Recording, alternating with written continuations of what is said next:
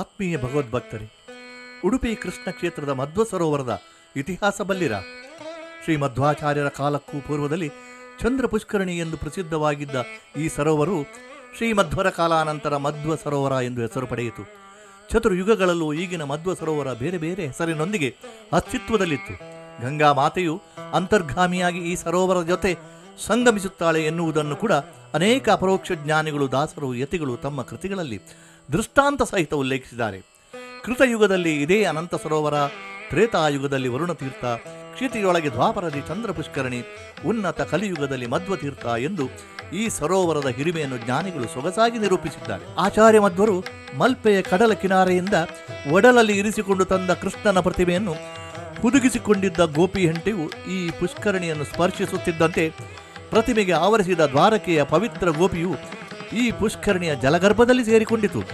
ಮಧ್ವ ಸರೋವರದಲ್ಲಿ ಮಿಂದು ಹೊಳೆಯುತ್ತಾ ಗರ್ಭಗೃಹದತ್ತ ಸಾಗಿದ ಶಾಲಗ್ರಾಮದ ಶ್ರೀಕೃಷ್ಣನ ಚಕ್ರಾಂಕಿತ ಪ್ರತಿಮೆಯು ಶ್ರೀಮಧ್ವರ ಹೃದಯ ದೇಗುಲದಲ್ಲಿ ಪ್ರತಿಷ್ಠಾಪನೆಗೊಂಡಿತು. ಶ್ರೀಮಧ್ವರ ಕರೆಗೆ ಗಂಗೆ ಈ ಪುಷ್ಕರಣಿಗೆ ಹರಿದಿದ್ದಳು. ತದನಂತರ ಪ್ರತಿ 12 ವರ್ಷಗಳಿಗೊಮ್ಮೆ ಗಂಗೆಯು ಈ ಪುಷ್ಕರಣಿಗೆ ಹರಿದು ಬರಲಾರಂಭಿಸಿದಳು ಎಂದು ಕವಿಕುಲ ತಿಲಕ ಶ್ರೀ ನಾರಾಯಣ ಪಂಡಿತಾಚಾರ್ಯರು ತಮ್ಮ ಸುಮಧ್ವಿಜಯ ಕೃತಿಯಲ್ಲಿ ಈ ಪುಷ್ಕರಣಿಯ ಶ್ರೇಷ್ಠತೆಯನ್ನು ಮನತುಂಬಿ ಕೊಂಡಾಡಿದ್ದಾರೆ. 1920ರ ದಶಕದಲ್ಲಿ ಭಾಗೀರಥಿ ಜನ್ಮದಿನದಂದು ಗಂಗೆಯು ಮಧ್ವ ಸರೋವರಕ್ಕೆ ಹರಿದು ಬಂದಿದ್ದಳು. ಈ ಸಂದರ್ಭದಲ್ಲಿ ನೀಲ ಬಣ್ಣದ ಮಧ್ವ ಸರೋವರು ಹಾಲಿನಂತಹ ಬಿಳಿ ಬಣ್ಣಕ್ಕೆ ಬದಲಾಗಿತ್ತು. ಈ ವಿಷಯ ತಿಳಿಯುತ್ತಿದ್ದಂತೆ 106 ಭಕ್ತರು ಓಡೋಡಿ ಬಂದು ಸರೋವರದಲ್ಲಿ ಮಿಂದು ಪಾವನರಾದ ಘಟನೆ ಇತಿಹಾಸದ ಪುಟಗಳಲ್ಲಿ ದಾಖಲಾಗಿದೆ. ಇದೇ ಕಾರಣಕ್ಕಾಗಿ ಭಾಗೀರಥಿ ದೇವರ ನೂತನ ಗುಡಿಯು ಸರೋವರದ ತಟದಲ್ಲೇ ನಿರ್ಮಾಣವಾಯಿತು.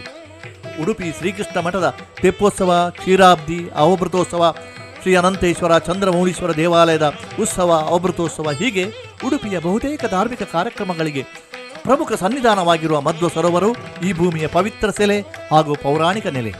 ಆತ್ಮೀಯರೇ, ಮಧ್ವ ಸರೋವರ ಸ್ನಾನ, ಮುದ್ದು ಕೃಷ್ಣನ ಧ್ಯಾನ, ಮುಕ್ತಿಗೆ ಸೋಪಾನ ಎಂದು ದಾಸರು ಹಾಡಿ ಭಜಿಸಿರುವ ಮಧ್ವ ಸರೋವರ ಉಡುಪಿ ಕ್ಷೇತ್ರದ ಇತಿಹಾಸಕ್ಕೆ ಹೊನ್ನ ಕಲಶ.